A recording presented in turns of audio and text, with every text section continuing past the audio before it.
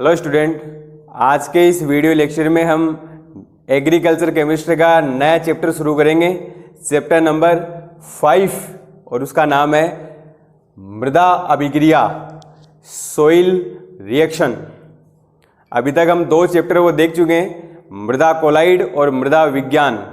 मृदा कोलाइड में हमने ये देखा कि जो मृदा है वो छोटे छोटे कणों से मिलकर बनी होती है और वो कण जो होते हैं वो आवेशित होते हैं, मतलब उन पर आवेश पाया जाता है। और मृदा विज्ञान में हमने मृदा का निर्माण कैसे हुआ है, प्रकृति में जो सोइल है, सोइल फॉर्मेशन कैसे हुआ है, उनको प्रभावित करने वाले कारक, ये सारा देख चुके हैं।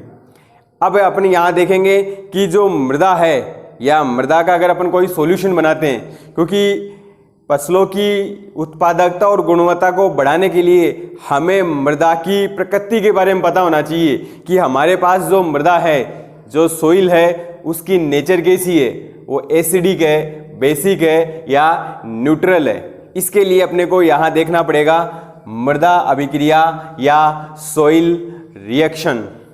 इस चैप्टर में देखो अपन क्या क्या देखेंगे। यहाँ अपने को 3 चीज मुख्य रूप से देखनी है।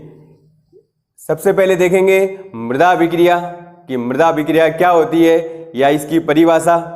इसके बाद में देखेंगे मृदा पीएच, सोइल पीएच, जो कि इस चैप्टर का सबसे इंपॉर्टेंट टॉपिक है। मृदा पीएच की परिभाषा के बाद में देखेंगे मृदा पीएच किन किन कारकों के द्वारा प्रभावित होती है, और मृदा पीएच का महत्व देखेंगे कि एग्रीकल्चर में मृदा पीएच की क्या इंपॉर्टेंस है, ये चीजें अपन यहाँ देखेंगे। इसके बाद में देखेंगे उभय प्रतिरोधक या जिनको कहा जाता है बफर विलियन, बफर सॉल्यूशन के बारे में देखेंगे। बफर सॉल्यूशन की परिभाषा, उनके गुण और बफर सॉल्यूशन का एग्रीकल्चर में महत्व है। तो ये सारी चीजें हैं वो अपन इस चैप्टर में देखेंगे। एग्रीकल्चर केमिस्ट्री का सबसे छोटा चैप्टर है और इसको अपन 4 या 5 लेक्चर में पूरा कर लेंगे। तो चलो शुरू करते हैं अपन मृदा अभिक्रिया से, सोइल रिएक्शन। मृदा अभिक्रिया देखना चाहिए कि क्या होती है। तो मृदा अभिक्रिया जो है वो एक रिलेशन है। क्या है? एक रिलेशन है जो हमें ये बताता है कि हमारे पास जो मृदा विलयन है उसकी नेचर कैसी है। जो मृदा सॉल्यूशन अपने को दिया गया है उसकी क्या प्रकृति है, वो अम्लीय है, वो क्षारीय है या वो उदासीन है।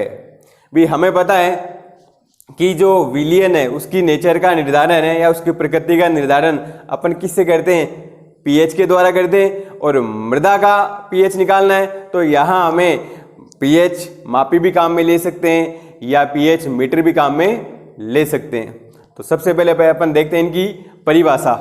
तो मृदा पीएच की परिभाषा है वो यहाँ अपने सामने बोर्ड पे लिखी हुई है कि मृदा विलयन में उपस्थित H+ एवं OH- आयन के मध्य का वह संबंध जो यह बताता है कि मृदा कैसी होगी, अम्लीय, क्षारीय या उदासीन। मतलब ये कह सकते हैं कि जो मृदा विलयन है उसकी अम्लीयता, क्षारीयता या उदासीनता के बारे में कौन बताता है, मृदा अभिक्रिया। और ये किसके द्वारा निर्धारित की जाती है या इसका पता कैसे लगाते हैं, इसका पता लगाते हैं मृदा पीएच के द्वारा। भाई मृदा की जो प्रकृति है उसको अपन कैसे निर्धारित करेंगे, वो उसकी पीएच के द्वारा, मृदा पीएच को देखकर बताएंगे कि ये कैसी है। तो अपन लिख सकते हैं कि यह मृदा पीएच द्वारा निर्धारित की जाती है। यहाँ अपने को ये ध्यान रखना है कि जो मृदा है, भाई अपन जान चुके हैं मृदा छोटे छोटे कणों से मिलकर बनी होती है और वो आवेशित होते हैं। तो मृदा में जो विभिन्न प्रकार के तत्व होते हैं, भाई पोटेशियम हो, चाहे कैल्शियम हो, चाहे नाइट्रोजन हो, विभिन्न जो तत्व होते हैं वो आयंस के रूप में रहते हैं। किसके रूप में रहते हैं? आयंस के रूप में। तो अपन लिख सकते हैं कि मृदा में विभिन्न तत्व किस फॉर्म में रहते हैं, आयंस के रूप में रहते हैं।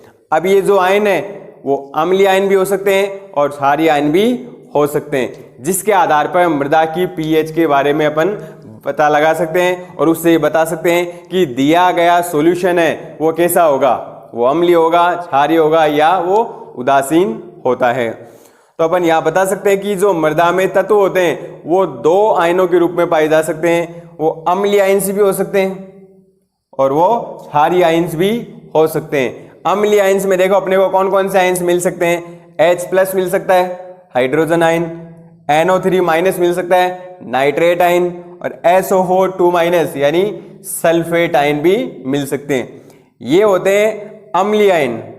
अगर मृदा विलयन में ये होते हैं या इनकी सांद्रता ज्यादा होती है तो मृदा विलयन की प्रकृति कैसी होगी? अम्लीय होगी। और अगर जो आयन्स है वो ये होते हैं OH-, Ca2+ calcium ion, magnesium ion, potassium ion या सोडियम आयन, ये होते हैं क्षारीय आयन। और अगर मृदा विलयन में इनकी सांद्रता ज्यादा है तो मृदा कैसी होगी? बेसिक होगी या क्षारीय होगी। तो अपन ये कह सकते हैं कि विभिन्न तत्व हैं वो किस रूप में पाए जाते हैं? वो आयन्स के रूप में पाए जाते हैं। अब यहाँ अपन ये बताएंगे कि जो मृदा कोलाइड है, मृदा कोलाइड पर यदि H+ की सांद्रता ज्यादा होती है तो मृदा होगी अम्लीय। और यदि मृदा कोलाइड पर OH- या हाइड्रोक्साइड आयन की संख्या या सांद्रता ज्यादा होगी तो उसकी प्रकृति कैसी होगी? उसकी प्रकृति होगी क्षारीय प्रकृति। और अगर दोनों ही प्रकार के आयन, दोनों में कौन कौन से ले सकते हैं? H+ भी ले सकते हैं और OH- भी ले सकते हैं, और दोनों की सांद्रता बराबर होगी तो वहां मृदा की जो प्रकृति है वो कैसी होगी? उदासीन। उदासीन प्रकृति का निर्धारण है वो कब होगा? जब H+ और OH- दोनों आयनों की सांद्रता कैसी हो? बराबर हो, तो वहां मृदा होगी उदासीन। तो इस वीडियो लेक्चर में अपन यही बात यहाँ तक ही करेंगे। अगले वीडियो लेक्चर में अपन डिटेल से अध्ययन करेंगे किसका? मृदा pH का। अभी के लिए थैंक यू।